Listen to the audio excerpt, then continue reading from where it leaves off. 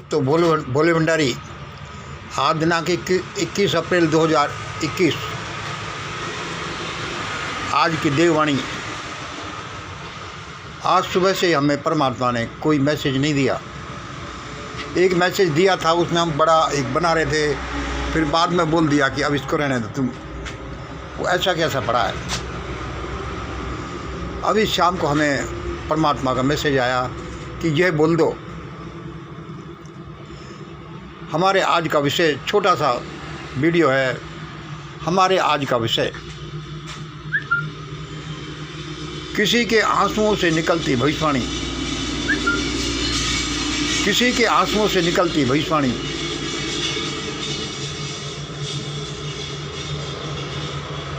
आज की विषय वस्तु देखिए।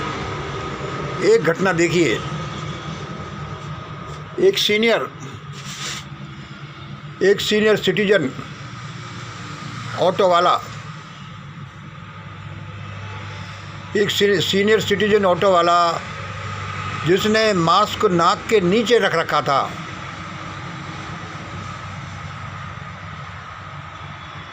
मतलब पूरी तरह से नहीं लगा हुआ था, रखने पर लगे 2000 रुपये का फाइन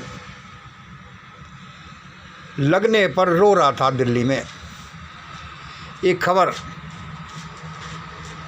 वह खबर क्या है कि एक सीनियर सिटीजन ऑटो वाला मास्क थोड़ा मुंह के नीचे रखने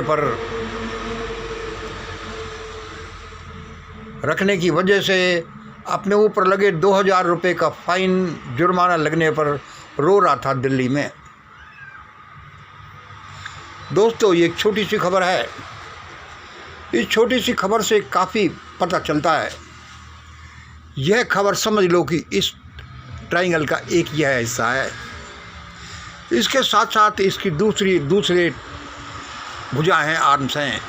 इसके साथ साथ इसके लंबे चौड़े दूसरे भी हैं। ये जो षड्यंत्र विज्ञान के अनुसार हम बोलते रहते हैं। इसके साथ साथ बहुत सी चीज़ें आती हैं। पूरा भारत आ जाता है, उसमें घटनाएं आ जाती हैं। यह घटना क्या बताती है? व्हाट डज इट से, व्हाट डज इट स्पीक, कि यह घटना क्या बताती है। जैसे मेरे कानों में कुछ कोई फुसफुसाया, ऐसी हम भविष्यवाणी पहले कर ही चुके हैं कई बार।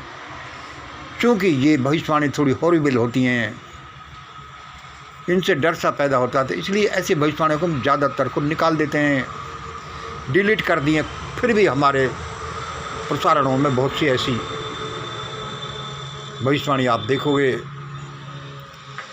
यह क्या बताता है? इससे क्या पता चलता है? इससे पहले पता चलता है कि यह एक ऑटो रिक्शे वाला सीनियर सिटीजन नहीं रो रहा मास्क की वजह से। इसका मतलब है कि सारी दिल्ली रोएगी। इसका मतलब है कि सारी दिल्ली रोने वाली है।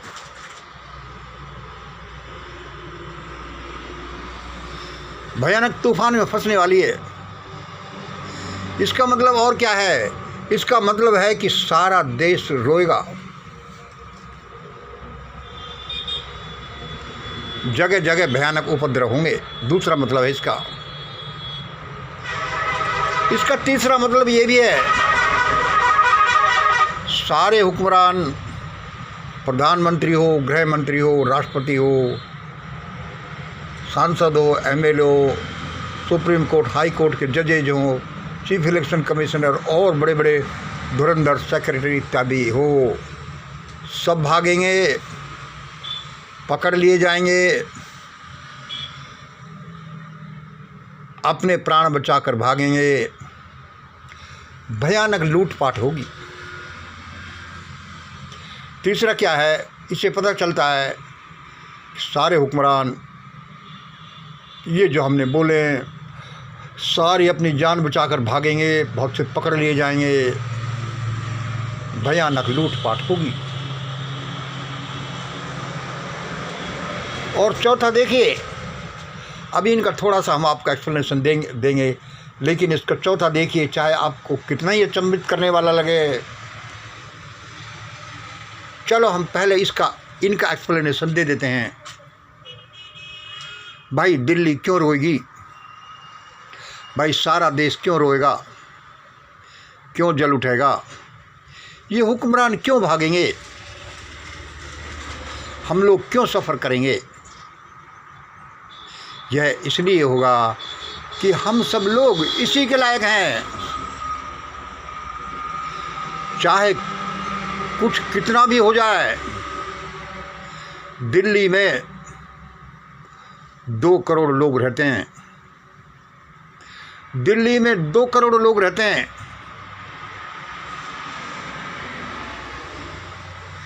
लेकिन आंदोलन के नाम पर 1 लाख नहीं आते। सारा पैसे वाला तबका वहाँ, प्रिविलेज्ड ग्रुप वहाँ, सारे संसाधनों का उपयोग करता हुआ दिल्ली, दुनिया के द्वार पर बैठे हुए दिल्ली के लोग। लेकिन कोई अन्याय अत्याचार के विरुद्ध कोई आवाज़ नहीं उठाता। कुछ भी करते रहो। देख लो, ये ईवीएम, ये पुलवामा, ये सीए, बहुत कुछ हुआ। दिल्ली वालों ने अपना रोल निभाया नहीं। आप कहोगे कि भाई सीए में जो आए थे दिल्ली के लोग आए थे।